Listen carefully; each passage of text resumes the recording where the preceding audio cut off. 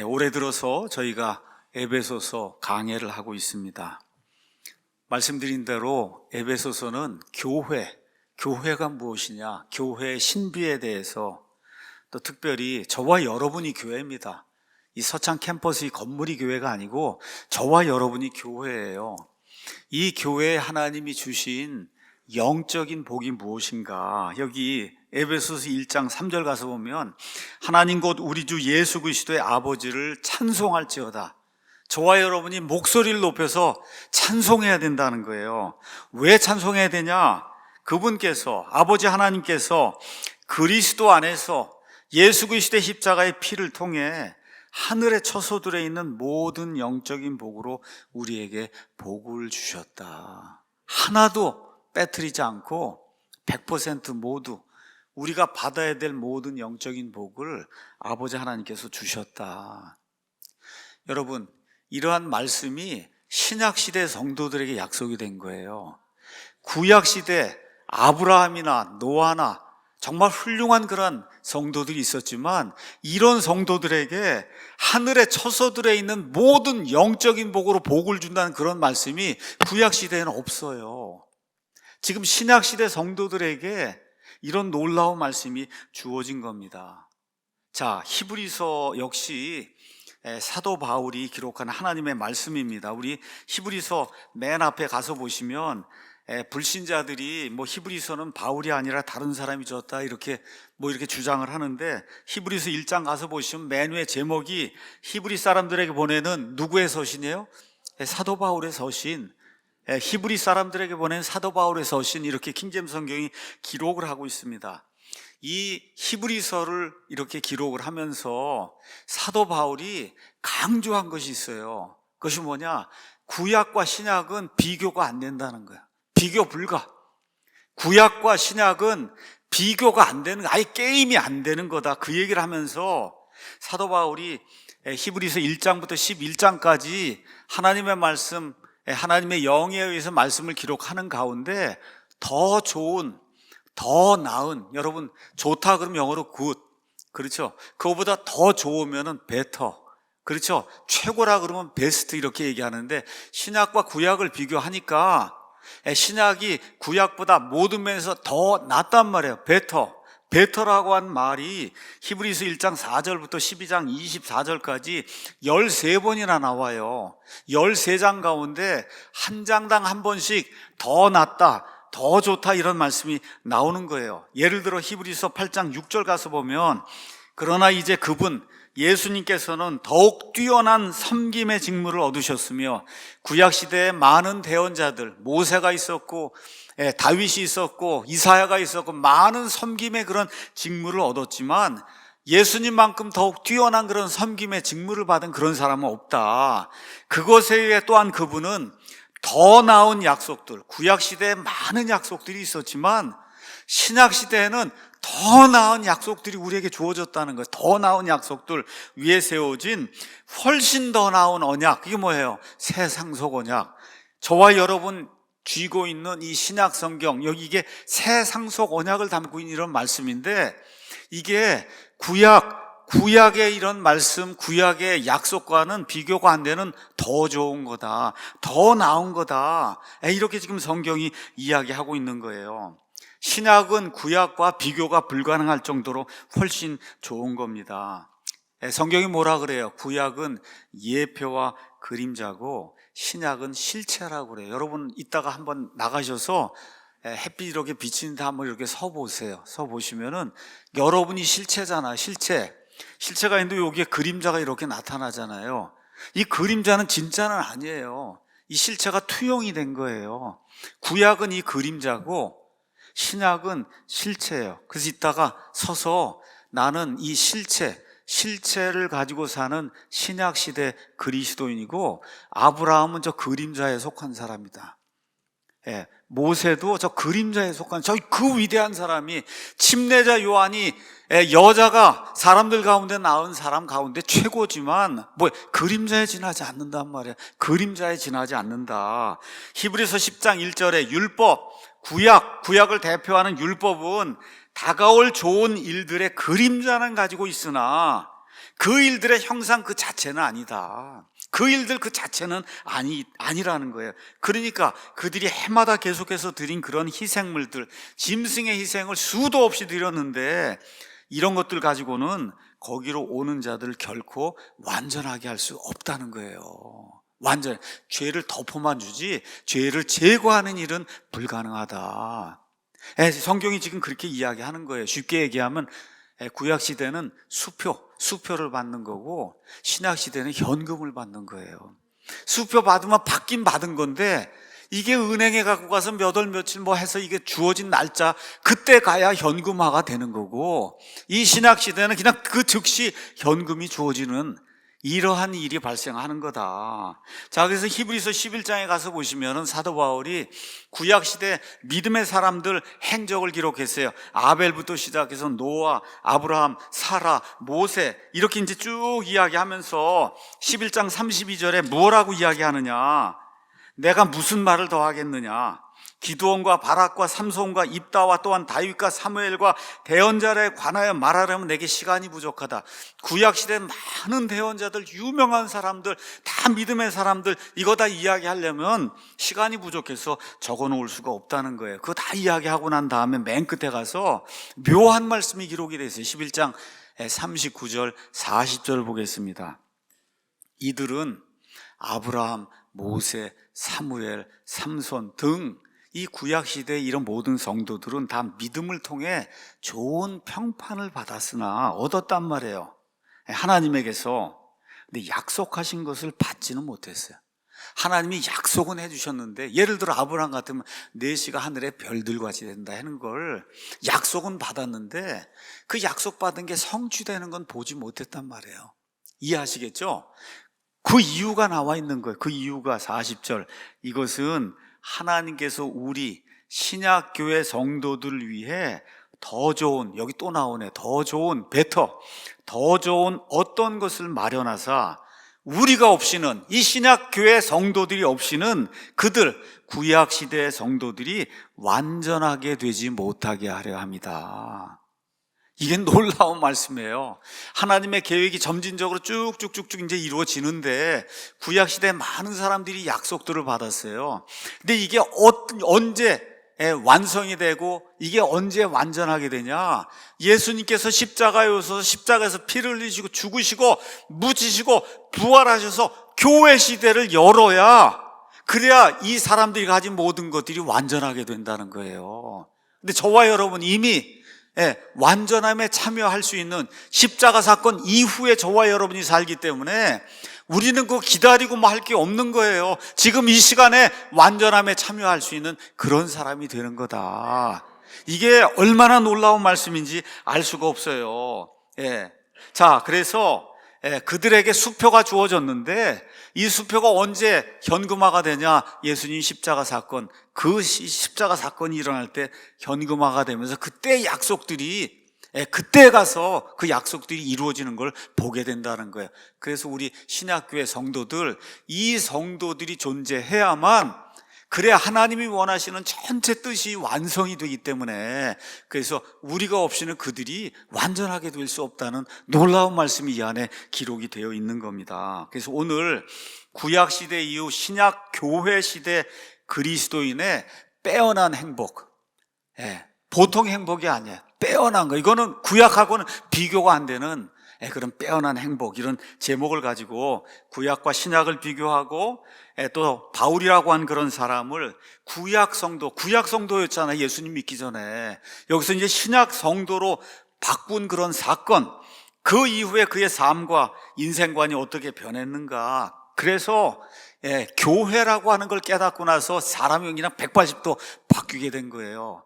우리가 사랑 침례교회로 모일 때는 교회가 무엇인가를 정확히 알아야 인생관이 바뀌고 세계관이 바뀌고 사람을 보는 눈이 바뀌고 저와 여러분의 내세관이 바뀌는 거예요. 이런 내용들, 특별히 교회의 신비, 이런 거에 대한 이 배경, 특히 3장의 구조, 3장 1절부터 13절까지 나와 있는 이 말씀의 구조, 이게 왜 또 이렇게 2장 이후에 이런 식으로 나오는가, 이런 것들을 여러분에게 이제 설명하는 그런 시간을 갖도록 하겠습니다. 먼저 구약과 신약을 비교하는데, 구약과 신약의 가장 큰 차이는 뭐냐? 신약에는 교회가 존재하고 구약에는 교회가 존재하지 않습니다. 예수님이 세우시게 했던 내 교회, 그 내 교회가 신약엔 존재하고 구약 시대엔 존재하지 않아요. 말씀드린 대로 구약 시대에도 이방인들이 구원받을 수 있다는 이런 약속이 희미하게 이미 제시가 돼 있어요. 창세기 12장 3절 아브라함에게 말씀하시는 겁니다. 너를 축복하는 자들에겐 내가 복을 주고 너를 저주하는 자에겐 저주를 내리리니, 내 안에서, 아브라함 내 안에서 내 씨를 통해 땅의 모든 가족들이 복을 받으리라. 하나님이 그렇게 말씀해. 땅의 모든 가족이라니까 한국 사람, 중국 사람, 미국 사람, 터키 사람 할 거 없이 이방인들 포함해서 모든 사람이 아브라함에서 복을 받는 이런 말씀이 주어졌는데, 이 말씀이 주어진 이후로 2000년이 지나서 그 말씀이 현실화가 되는 거예요. 그게 수표로 주어졌는데, 그 수표로 주어진 게 은행에 갖다 놓으면 그때 이제 내 계좌로 들어오잖아요. 그렇죠? 그 일이 2000년 지나서 이루어지는 그런 일이 이제 발생을 한 거다. 희미하게 그 말씀이 주어진 거예요. 자, 하나님께서 왜 유대인들을 택하시냐? 창세기 3장 15절에 있는 것처럼 여자의 씨 메시아를 내서 인류를 구속해야 되기 때문에 이 많은 민족들 가운데 하나를 세워야 되는데, 모든 민족들이 바벨탑 사건 이후로 우상 숭배에 빠져서 말 그대로 지각이 어두워져서 옳고 그른 걸 판단할 수 없는 그런 지경에 이르렀기 때문에 그 많은 민족들 가운데 메시아를 내고 하나님이 어떤 분인가를 알릴 수 있는 이런 등불을 하나 세워야 되겠다. 이렇게 해서 그 많은 민족들 가운데 하나님께서 유대인들이라고 하는 이런 민족을 하나님이 세워주셨어요. 그래서 요한복음 4장 22절에 구원은 유대인들에게서 난다. 여러분, 구원은 유대인들에게서 난다. 성경이 우리에게 그렇게 이야기하고 있는 거예요. 그런데 드디어 이제 때가 차서 수표를 현금화할 때가 찬 거예요. 그래서 메시아가 직접 이 땅에 와서 십자가 사건, 그래서 죽임을 당하고 묻히시고 사흘 부활하신 이런 일을 이루신 뒤에는 하나님의 인류 경영 방식이 바뀌게 된 거예요. 구약에서 신약으로 바뀌게 된 거예요. 디스펜세이션이 바뀌게 된 거예요. 그래서 인류 경영이 이제는 한 민족을 중심으로 이루어지는 것이 아니라 이 땅에 이방인이든 유대인이든 할 거 없이, 그렇죠, 한 사람 한 사람이 예수님의 피로 모이는 이와 같은 한 가족 교회를 통해서 이루어지는, 예수님의 몸을 통해서 이루어지는 이런 시대가 도래하게 됐다. 지금 성경이 우리에게 그렇게 이야기하는 거예요. 그래서 에베소서 말씀 가서 보시면 1장 22절 23절 가서 보면 모든 것을 그분의 발 아래 두시고 그분을 모든 것 위에 머리가 되게 하사 교회에 주셨느니라. 교회라고 하는 구약시대엔 존재하지 않은 그 예수님의 이와 같은 그 몸에는 머리가 있어야 되는데 예수님이 머리가 되고 저와 여러분이 몸이 되는 이런 교회, 이 신비를 하나님이 이루신다는 겁니다. 23절, 교회는 그분의 몸이니 곧 모든 것 안에서 모든 것을 충만하게 하시는 분의 충만합니다. 그러니까 교회를 통해서 하나님이 모든 하나님의 계획을 완성하신다는 거예요. 이게 저와 여러분이 가지고 있는 정말 놀라운 복이에요, 여러분. 우리 별거 아닌 것 같은데 저와 여러분이 이렇게 구원받은 사람, 유대인 이방인 할 것 없이 예수님의 십자가의 보혈의 공로로 구원받은 우리를 통해서 하나님의 뜻이 충만하게 이루어진다. 그래서 여기 있는 것처럼 교회는 그분의 몸이니 곧 모든 것 안에서 모든 것을 충만하게 하시는 분의 충만합니다. 지금 성경이 그렇게 이야기하고 있는 겁니다. 자, 갈라디아서 3장에 가서 보시면 역시 에베소서 바로 옆에 있습니다. 3장 사도 바울이 기록을 했어요. 갈라디아서 3장 24절 가서 보시면은 그러므로 율법은, 구약시대의 표준인 율법은 우리를 그리스도께로 인도하는 감독 교사였으니 이것은 우리가 믿음으로 의롭다고 인정받게 하려 합니다. 율법을 지켜서 구원받을 사람 아무도 없어요. 율법은 우리가 죄인이라는 것을 끊임없이 보여주는 거예요. 끊임없이 우리가 죄인이라는 걸. 그런데 율법을 지켜서 구원받지 못하고 그래서 뭘 해야든 믿어야 구원받는다. 그거를 보여주는 이 어린아이를 인도한 이런 감독 교사였다. 너희가 다 가서 보니까 그러나 믿음이 온 이후에, 예수 그리스도의 믿음이 온 이후에는 우리가 더 이상 감독 교사 아래 있지 않다. 더 이상 율법의 지배하에서 존재하지 않는다는 거예요. 그 다음에 가서 보니까 너희가 다 그리스도 예수님을 믿는 믿음에 의해 하나님의 아이들이 되었나. 율법을 지키는 거, 구약시대 규례를 지키는 거, 할례를 행한 이런 것 통해서는 구원받지 못한다. 그렇죠? 예수 그리스도를 믿는 믿음에 의해서 하나님의 아이들이 된다는 거예요. 하나님의 아이들이 된다. 그래서 너희 중에서 그리스도 안으로 침례를 받은 자, 침례받는다는 그리스도 하나가 된다는 뜻이에요. 하나.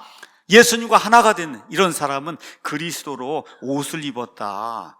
이렇게 된 사람이 교회인데 그 교회의 특징이 그 다음 절에 가서 보니까 예수님 안에서는 유대인이나 그리스인이 없고, 유대인, 그리스인, 미국 사람, 중국 사람, 한국 사람, 베트남 사람 이런 차별이 전혀 없다는 거예요. 매인자나 자유로운 자가 없다. 신분의 구별이 없다는 거예요. 돈 많이 가지고 있는 사람, 권력 많이 가지고 있는 사람, 없는 사람, 이런 구별이 없어요. 남자나 여자 차이가 없어요. 남녀노소 차이가 없어요. 이는 너희가 다 그리스도 예수님 안에서 하나이기 때문이다. 대통령이 예수님 믿어도, 종이 예수님을 믿어도 그리스도 안에서 하나라는 거예요. 이게 교회의 신비. 바울이 여기에 말 그대로 미친 겁니다, 여러분. 미친 거예요. 이런 일이 생기는구나. 그래서 자기의 모든 것을 바쳐서 교회 사역을 하러 온 세상을 돌아다닌 거예요. 차별이 없는 거예요. 교회는 그분의 몸이니 남녀노소, 그렇죠, 신분의 구별이 없이 누구든지 예수님을 믿기만 하면, 그러면 그 한 몸에 속하는 그 교회, 여기에는 차별이 없다. 그렇죠? 그럼 이 교회는 누가 들어가냐? 그 다음에 골로새서 3장 11절 가서 보니까 거기에는 새 사람이 되는 것, 교회가 되는 것, 여기에는 그리스인이나 유대인이 없고, 그리스인 얘기가 나오면 이방인들을 이야기하는 거예요. 유대인 빼고 나머진 그리스인이라고 여러분이 생각을 하시면 좋아요.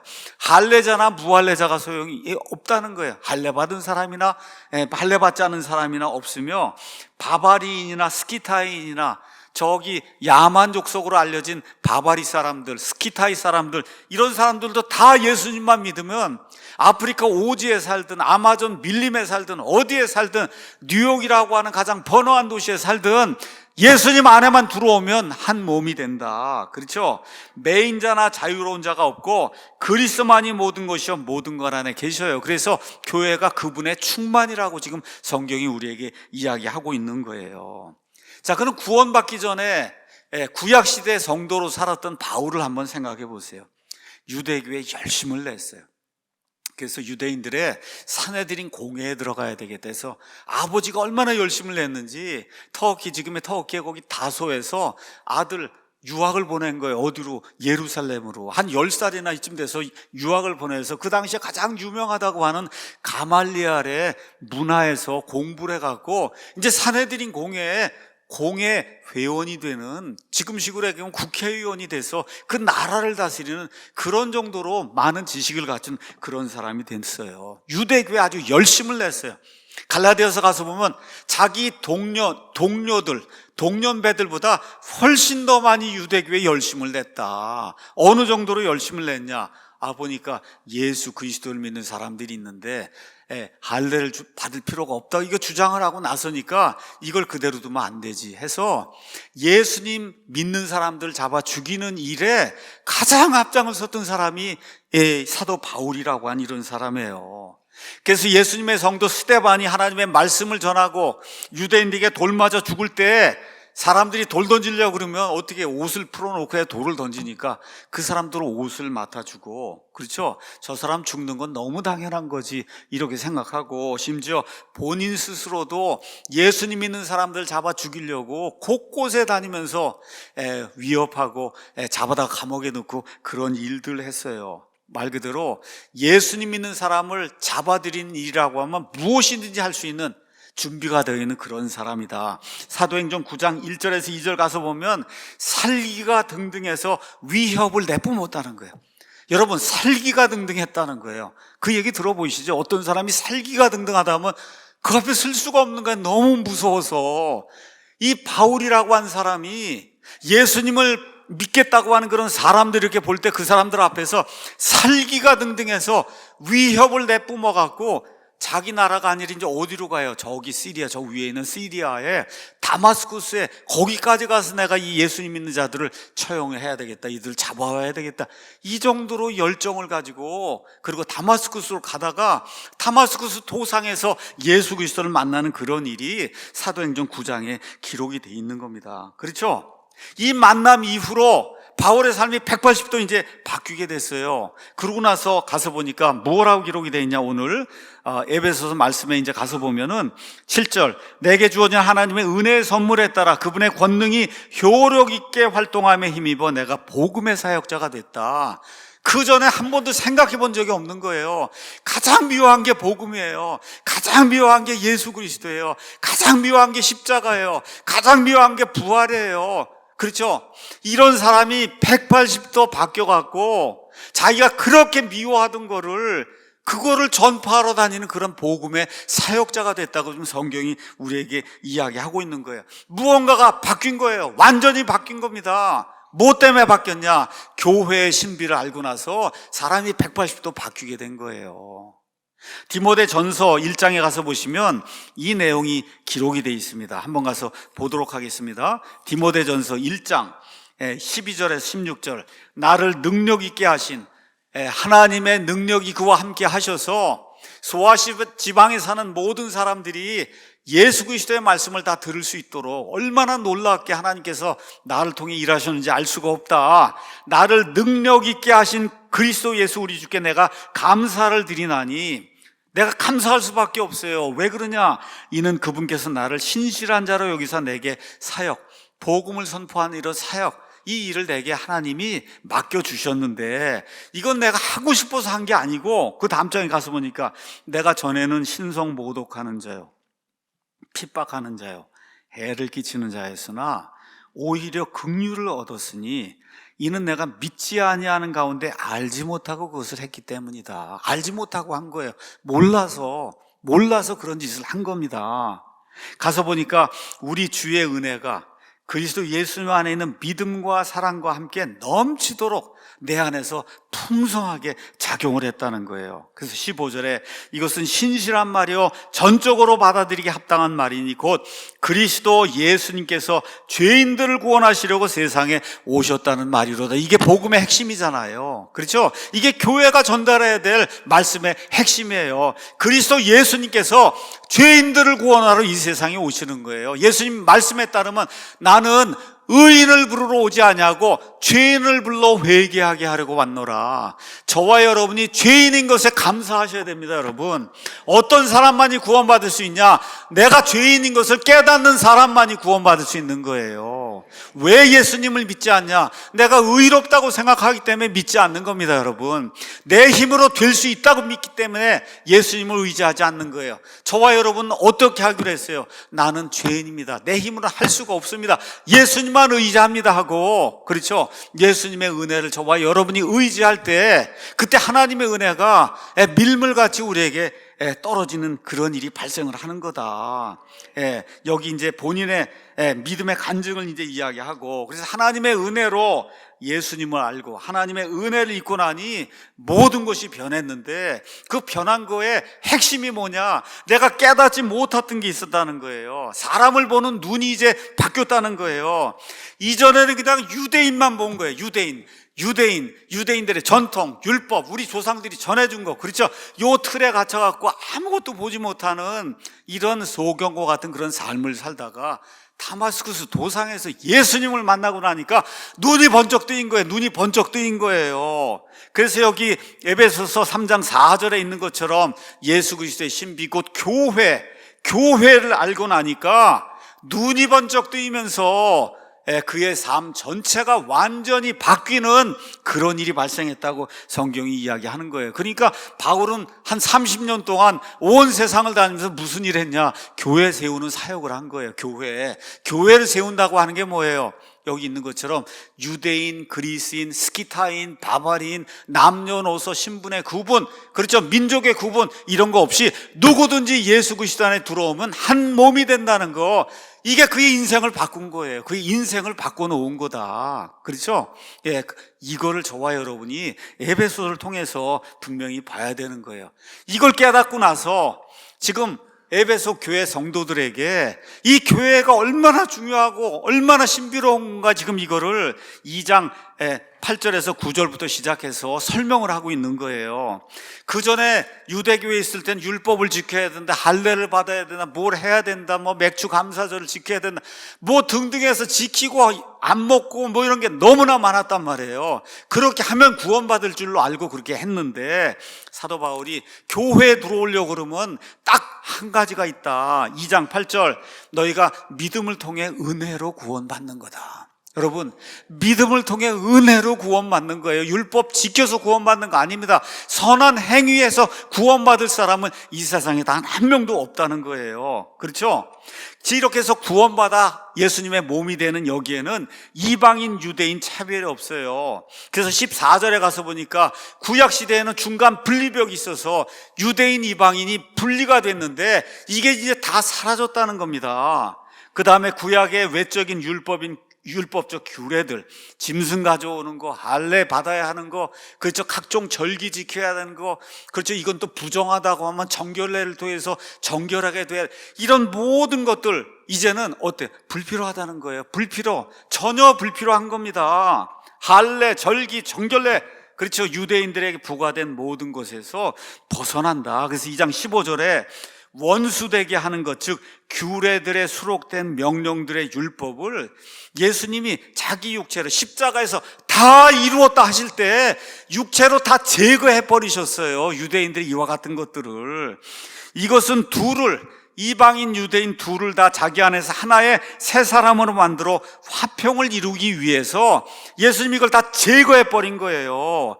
이런 것들은 이방인들이 지킬 수 없는 겁니다. 못 지켜요. 지킬 수 없어요. 사도행전 15장 10절 가서 보면 베드로가 우리나 우리 조상들이 맬 수 없는 멍에다, 그 많은 절기들, 그 많은 여러 가지 규례들, 그렇죠, 이런 모든 것들을 지키는 게 이게 불가능하단 말이에요. 우리 조상들도 못 지키고 우리도 못 지키는 이런 것들, 그걸 예수님께서 십자가로 철폐하셨다는 겁니다. 그렇죠? 그래서 이 둘이 하나의 새 사람을 이루어서 민족에 상관없이, 성별에 상관없이, 피부색에 상관없이, 나이에 상관없이, 신분에 상관없이 믿음을 통해 은혜로 구원받으면 그러면 예수님의 한 몸이 되는 거다. 그렇죠? 이 둘이 18절에 가면 하나님께 나아갈 수 있다 그랬는데 이게 참 우리말로 번역이 어려운 거예요. 영어로 가서 보시면 access라는 단어가 있어요. 액세스로 돼 있어요. 그럼 뭐냐? 하나님께 가까이 접근할 수 있다는 거예요. 그 전에는 이방인들이 어떻게 하나님 앞에 접근할 수가 있어요? 접근이 불가능했어요.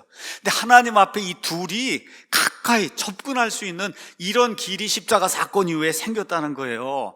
그 결과 이스라엘 사람이든 이방인이든 19절에 동료 시민이고 하나님의 집안 사람들이고 이 둘이 하나의 전을 이루고 22절 가서 보면 하나님의 거처를 이룬다. 바울이 그 전에 이걸 몰랐어요. 까막 눈이었어요. 예수님 만나기 전에는 예수님을 딱 만난 이후에 이 눈이 열리면서 하나님의 경륜이 바뀌게 됐구나.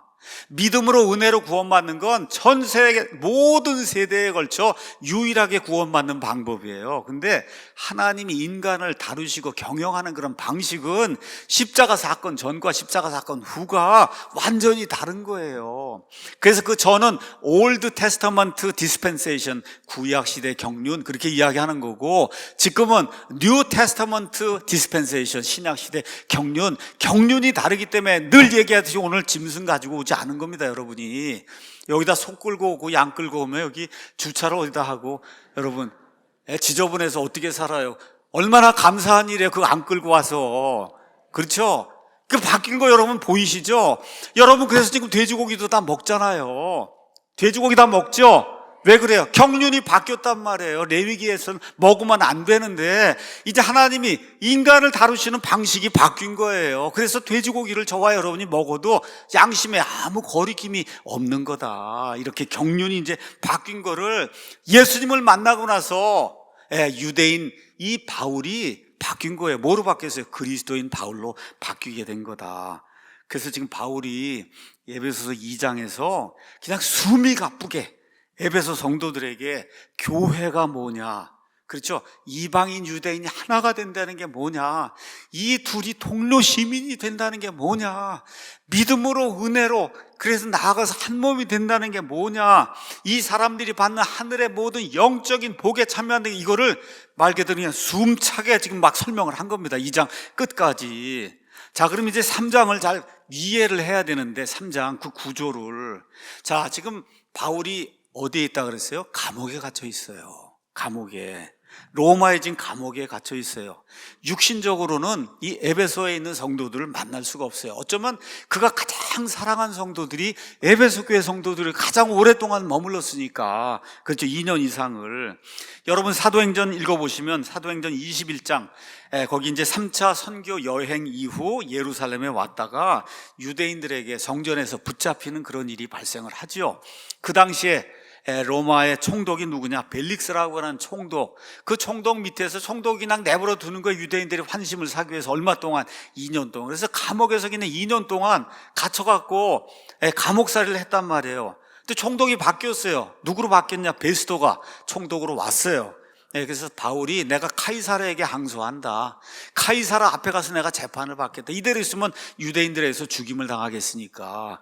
이렇게 해서 로마로 이송이 되는 그런 내용이 성경에 기록이 돼 있죠. 그래서 로마로 이송이 돼서 지금 감옥에 갇혀 있는데 그 상태가 지금 한 3년 정도 된 거예요. 그러니까 감옥에 갇힌 게 가이사랴에서 한 2년, 지금 로마로 이송이 된 상태에서 지금 3년이 지나서 무려 5년 동안 지금 움직일 수 없는 자유인이 아닌 그런 상태에 지금 놓여있는 이런 상태에서 이 교회의 신비를 좀 알려야 되겠는데 해서 지금 에베소 교회 성도들에게 교회에 대해서 지금 설명을 지금 하려고 하는 거예요.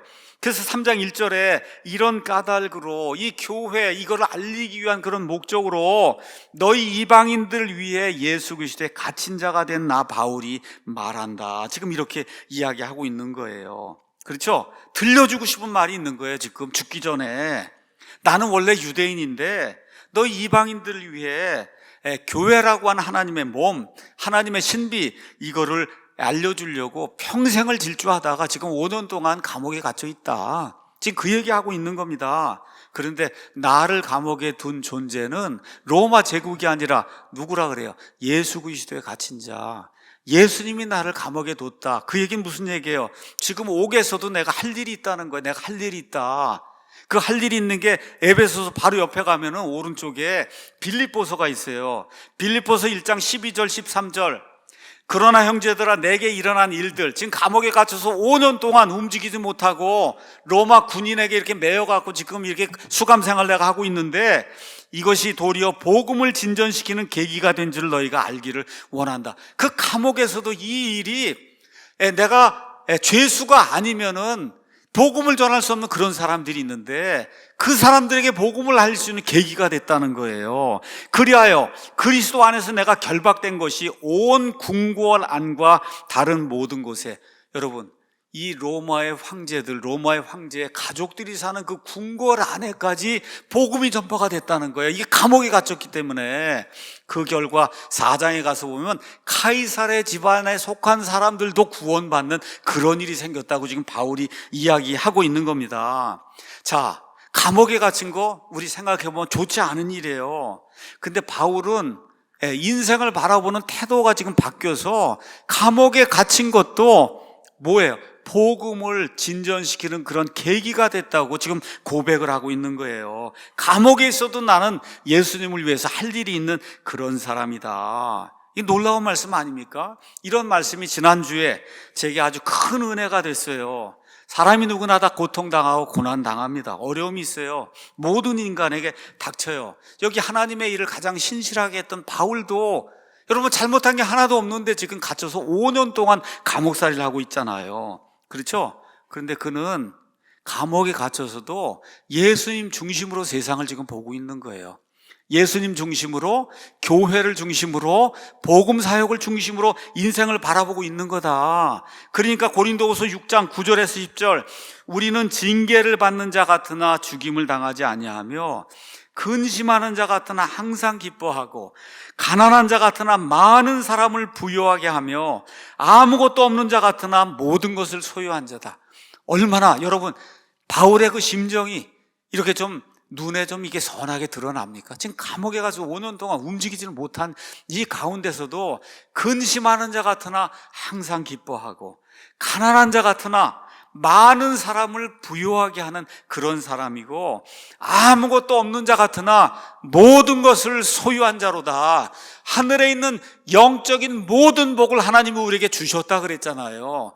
세상적으로 보면 아무것도 없는 것 같은데 모든 것을 소유한 자라고 고백할 수 있는 이러한 고백이 저와 여러분의 고백이 되길 원하고, 살다가 어려움 만나고 근심 만나고 하면 정말 근심할 수밖에 없어요. 근심하는 자 같으나 항상 기뻐하는 우리 사랑침례교회 모든 성도들이 되기를 예수님의 이름으로 축원합니다. 지금 이 바울이 감옥에 갇혀서 에베소 교회 성도들에게 꼭 들려주고 싶은 게 있어요. 그게 뭐예요?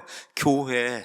그 구약 시대에는 드러나지 않았던 이 하나님의 신비 교회 5절 말씀 보겠습니다. 그분께서는 자신의 거룩한 사도들과 대언자들에게 성령을 통해 이제 이 신비를 계시하신 것 같이 다른 시대들에선 사람들의 아들들의 그것을 알리지 아니하셨는데, 그 신비가 뭐냐? 복음에 의해 이방인들이 그리스도 안에서 동료 상속자가 되고 같은 몸에 속하게 되며 그분의 약속에 참여하는 자가 된다는 거. 그렇죠? 여기 5절 가서 뭐 이제 나타났다는 거예요. 이제. 영어로 now라고 하는 그런 말이 나오는데 이 말은 뭐라고 얘기하냐? 딱 이때를 얘기하는 거예요. 딱 이때. 구약시대는 아니에요. 이제가. 구약시대는 아니에요. 심지어 십자가 사건 이전 아니고 십자가 사건 때도 아니에요. 그 이후로 조금 더 넘어가서 사도행전이 열리고 바울의 회심 사건이 9년이 더 지났는데 그때까지도 아니에요. 이제가 아니야. 딱 이때가 아니에요. 그렇죠? 고넬료 구원받는 게 10장에 나오는데 그때까지도 아니에요. 언제까지야? 바울이 이 교회의 신비를 깨달은 그때는 그 10년이 더 지난 이후에 하나님을 통해서 이 계획을 알게 됐다는 거예요. 이거를 지금 이제라고 표현하고 있는 거예요.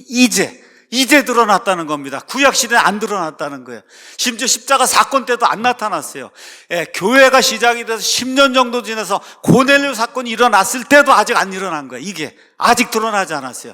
바울이 그거를 이제 딱 지금 이것이 계시가 됐다. 지금 그렇게 이게 이 정도로 교회가 엄청난 신비라고 지금 바울이 이야기를 하고 있는 거예요. 그렇죠? 그 전까지는 바울이 이걸 깨닫고 하나님으로부터 계시를 받아 깨닫기 전에는 이방인들이 차별 없이 그리스도의 한 몸이 된다는 거, 이 신비가 드러나지 않았다는 거예요. 아무도 이런 걸 알지 못했다는 겁니다. 그런데 그 일이 나를 통해 이제라는 거야. 때가 충만히 찼을 때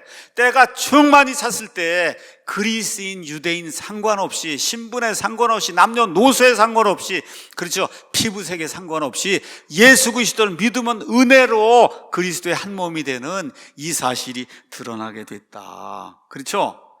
이런 걸 가르쳐주고 싶은 거예요.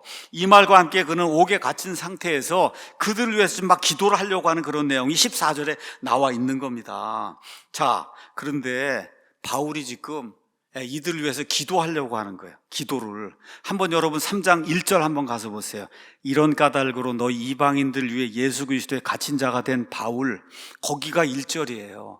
그 다음에 말하노니는 이탈릭체로 돼 있죠. 그 얘기는 원본에 없는 거예요. 지금 바울이 뭘 얘기하려고 하는데 바울까지만 얘기한 거예요. 바울까지. 자, 그 다음에 1절하고 똑같은 게 어디에 가 있냐? 14절 가서 보세요. 이런 까닭으로 내가 우리 주 예수 그리스도의 아버지께 이제 기도한다. 지금 바울이 너무너무 감격스럽게 교회에 대해서 지금 설명을 하고 있는 거예요. 2장에서 설명을 다 하고, 내가 지금 옥에 갇혀 있지만 이들을 위해서 기도해야 되겠다. 기도의 내용이 14절부터 이제 21절 이걸 하려고 하는데, 그래갖고 이제 글을 쓰다가 1절 딱 가갖고 이런 까닭으로, 똑같잖아요. 이런 까닭으로 너희 이방인들 예수 그리스도의 갇힌 자가 된 나 바울, 여기까지 딱 쓰고 났는데 그 다음에 동사가 없어요. 그 동사가 어디로 가야 되냐? 14절로 가야 되냐? 지금 똑같은 거예요. 바울이 다시 한번 강조를 하고 싶은 거예요. 정말 너희가 교회를 알고 있냐? 교회의 신비를 알고 있냐? 이거 알지 못한 상태에서 내가 너희를 위해서 축복 기도를 해봐야, 너희가 알지 못하는데, 알지 못한 데서 축복 기도 해봐야 무슨 의미가 있느냐. 그래서 2절부터 13절은 교회를 또 다시 설명하는 거예요. 들어가서 기도해 주려고 하다가 보니까 지금 내가 감옥에 갇혀서 어쩌면 이게 마지막 유언이 될 텐데, 이 사람들을 위해서 축복 기도를 하려고 하는데 보니까 이 사람들이 정말 교회가 무언가를 이해하고 있는가, 이게 퍼뜩 생각이 든 거예요. 그래서 어떻게 거기서 멈추고, 동사가 없어요. 거기서 멈추고 다시 한번 교회를 설명하는 거예요. 교회의 신비, 하나님의 신비, 하나님의 지혜, 이거를 다시 한번 설명하는 거예요. 이거를 이해해야 14절부터 나오는 그 기도의 내용이 무언가를 이 성도들이 이해할 수 있기 때문에, 이게 지금 3장의 구조라는 거, 이걸 여러분이 이해하시고, 제가 이제 그걸 이제 설명을 이제 한 겁니다. 결론의 말씀 일단 드리겠습니다. 2장, 3장은 오늘 집에 가시거든 한번 읽어보세요. 말씀드린 대로 2장 끝부분에 가서 그냥 숨가쁘게 이 교회의 신비에 대해서 이제 설명을 하고, 그리고선 지금 3장에 가서 축복 기도를 하려고 하는데, 머릿속에 이 사람들이 정말 교회를 이해하나? 그렇죠? 이 생각이 들어서 2절부터 13절을 교회에 대해 또 한 번 설명하고, 그리고 14절부터 기도를 하는 거예요. 이들을 위해서. 이제는 깨달았겠지 하고 이제 기도하는 겁니다. 그걸 한번 여러분이 읽어보시면 사도 바울의 심정을 우리가 요만큼이라도 이해를 해야 에베소서 강의하는 목적이 달성이 되는 거예요. 한마디로 바울은 한 60세 정도까지 살았는데 인생의 황금기를 누구를 위해서 살았냐? 유대인인데 이방인들을 위해서 살았어요. 특히 이방인들이 뭘 위해서? 구원을. 그 전에는 정말 사람처럼 여기질 않았단 말이에요. 과거에 그는 이방인들 사람으로 보지 않아서, 갈라디아서 2장 5절 가서 보면 바울이 이렇게 썼어요. 우리는 본래 유대인이요, 이방인에 속한 죄인이 아니다. 그러니까 유대인들의 관점에서는 이방인은 그냥 저 죄인이, 저거는 구원 못 받아, 죄인이에요 그냥. 우리는 의인이고 그렇게 살았단 말이에요. 이런 사람이 180도 바뀌어서 자기가 사람으로 보지 않던 그런 사람들을 위해서 인생에 지금 황금기를 바치는 그런 일을 하다가 지금 감옥에 갇혀갖고, 자기와 함께 동고동락했던 그 에베소 교회 성도들, 눈물을 흘리며 같이 기도하던 그런 성도들, 자기가 신방하며 이렇게 섬기던 그런 성도들, 이 성도들이 지금 축복 기도를 하려고 하다가 교회가 무엇인가를 다시 한번 지금 설명을 하고 있는 거다. 그가 깨달은 게 있어요. 뭐예요? 하나님의 경륜이 바뀌었구나. 저 유대인들이 그것을 지금도 깨닫지 못하고, 그 깨닫지 못하는 게 아직까지 있는 거예요. 지금 2023년도 오늘 12월까지도 저 유대인들이 하나님의 경륜이 바뀐 걸 지금 모르고 있는 거예요. 지금 구약시대에 살고 있단 말이에요, 저 사람들이. 그렇죠? 그 하나님의 경륜이 바뀐 내용이 뭐예요? 이방인 유대인 이제 상관없이 예수님 안에서 하나의 새 사람을 이룬다. 그게 예수님이 이 믿음의 고백에 내가 내 교회를 세우리니 지옥의 문들이 그것을 이기지 못하리라고 했던 그 교회. 그렇죠? 그래서 빌립보서 4장 12절에 14절에 있는 것처럼 그는 전 인생 사는 동안을 그리스도께 붙잡혀 살았어요. 컴프리헨드라는 그런 단어가 나오는데 예수님이 그냥 꽉 잡고 있는 거예요. 바울이 뭘 할 수가 없는 거예요. 그래서 뭐라 그래요? 예수 그리스도의 갇힌 자다, 그렇게 얘기하는 거예요. 이러한 삶을 산 바울의 그 심정을 조금이라도 우리가 이해하면 좋지 않겠는가. 우리 모두가 사도 바울처럼 30년 동안 수만 킬로미터 걸어다니며 위협을 당하고, 그렇죠, 배가 전복이 돼서 죽기 전 일보 직전까지 가고 돌 맞고 이런 거 하는 복음 선포자로 저와 여러분이 다 부름받은 거 아니에요. 목사로 다 부름받은 것도 아닙니다. 그렇죠, 교사로 다 부름받은 것도 아니에요. 근데 저와 여러분이 나는 그리스도인입니다 이렇게 고백할 때는 나는 교회의 신비를 이해하는 사람입니다. 내가 구원받을 수 없는 그런 지경에 있었는데 이 땅에 130년 전에 언더우드, 아펜셀러 등 정말 한 번도 들어본 적도 없는 그런 사람들이 와갖고 여기 복음을 선포해서 은혜의 복음을 알려줘서 제가 100년이 지난 이 시점에 예수님을 알게 되고 성경을 알게 됐고, 그렇죠, 하나님의 이 모든 영적인 복을 누리는 그런 사람이 됐습니다. 그럼 어떻게 해야 돼요? 은혜의 복음을 조금이라도 어떻게든지 전달하려고 하는 짐을 져야 된다. 저와 여러분이 짐을 져야 되는 거예요. 부담을 느끼고 살아야 된다. 그래서 적어도 일주일에 한 번 이 지역교회 예배에 나와서 교회, 이 예수님이 그렇게 몸을 바쳐서 세우려고 했던 이 교회를 지키기 위해 저와 여러분이 애를 써야 되는 거예요. 시간을 들여야 되는 거예요. 재물을 들여야 되는 거예요. 열정을 들여야 되는 거예요. 여기 교육하는 데 참여를 해야 되는 거예요. 미디어 선교하는 데 여러분이 어떻게든 참여를 해야 되는 겁니다.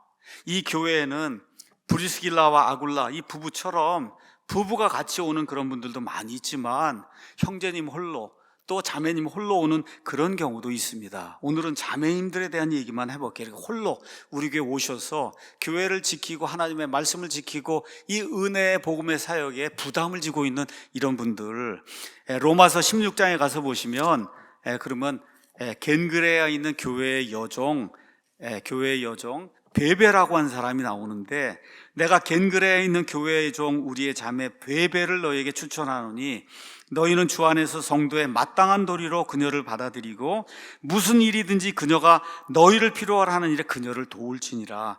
베베는 여러 사람의 구조자가 되었고 또한 나의 구조자가 되었다. 교회 안에 이렇게 홀로 나온 이런 자매님들, 베베와 같은 이런 자매님들이 있기에 우리 사랑침례교회가 존재하고 있는 거예요. 빌립보서 4장 2절 4절 가서 보면 유오디아하고 순두계라고 하는 그런 또 여인이 나옵니다. 근데 바울이 뭐라 그래요? 그들의 이름이 생명책에 기록이 돼 있다. 사도행전 16장에 가서 보면 빌립보 사역에 갔을 때 두아디라시 출신의 루디아라고 하는 그 여자가 예수 그리스도를 믿고 바울을 섬기는 그런 모습을 우리가 봅니다. 예수님 공생의 사역을 볼 때 십자가 그 사건 바로 거기까지 쫓아간 사람 남자는 하나도 없어요. 다 도망가고 누구만 남았어요? 우리 자매인들만 남아있잖아요. 그렇죠? 이런 것들 기억하면서 홀로 우리 교회 오시는, 그러면서 믿음을 지키고 복음의 부담을 가지고 이걸 어떻게 하든지 전달해야 되기 위해 노력하는 이런 홀로 오시는 자매님들, 홀로 오시는 이런 형제님들, 이런 분들을 귀중히 우리가 여겨야 된다. 귀중하게 여겨야 되는 거예요. 그분들의 이름이 생명책에 기록이 돼 있습니다. 부부만 일하고 그러는 게 아니에요.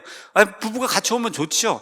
그렇지만 그렇지 못한 경우도 있단 말이에요. 근데 그들의 이름이 생명책에 기록이 돼 있기 때문에 저와 여러분이 이렇게 믿음을 지키기 위해서 홀로, 남자든 여자든 홀로 나온 이런 분들도 우리 교회가 귀중히 여겨야 되는 거예요. 이렇게 어렵게 믿음 생활하며 교회를 지키고 사랑하는 거, 이거 놀라운 일이고 하나님이 원하고 기뻐하는 그런 일이에요. 바로 이 일, 어렵게 교회를 지키는 그 일을 에베소 교회 성도들이 마땅히 감당해야 될 것을 알려주기 위해 에베소서를 기록한 거예요, 사도 바울이.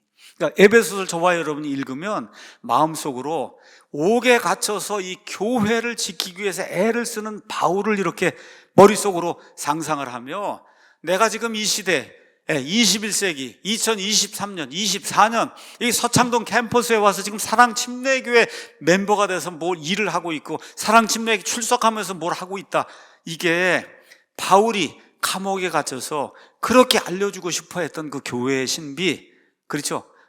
은혜의 복음 전달하는 거, 이거에 내가 참여하는 거다. 이거 중요한 거예요. 아주 중요한 거예요. 그래서 예수님 오실 때까지 우리 사랑침례교회가 예수님의 몸, 신약교회로 남길 원합니다. 여러분 홈페이지에 가면은 그리고 우리 사랑침례교회 목표가 3가지가 있는 거 아시죠? 그 중에 하나가 뭐예요? 신약교회를 추구하는 거. 우리 구약식 교회는 안 해요. 구약의 모든 거, 율법적인 모든 거 다 철폐했어요. 뭘 하는 거예요? 신약교회. 예수님이 세우신 신약교회. 그걸 직접 몸으로 구현한 사람이 누구예요? 사도 바울이 서신서에서 그렇게 하려고 했던 예수님의 몸된 신약교회, 이거를 실천하려고 저와 여러분이 여기 모여 있는 거예요. 예수님의 신부로서, 예수님의 몸으로서 그리스도를 위한 부담을 갖고 최선을 다하는 그런 모든 성도들이 되길 원하고, 예수님 말씀 마태복음 16장 18절에 있는 것처럼 이 반석 위에 내가 내 교회를 세우리니 지옥의 문들이 그것을 이기지 못하리라. 우리 사랑 침례교회가 지옥의 문들이 이기지 못하는 그런 교회로 예수님 오실 때까지 남아서 복음의 부담, 복음의 이런 사역 이런 걸 감당하는 그런 좋은 사람들의 모임이 되기를 예수님의 이름으로 축원합니다.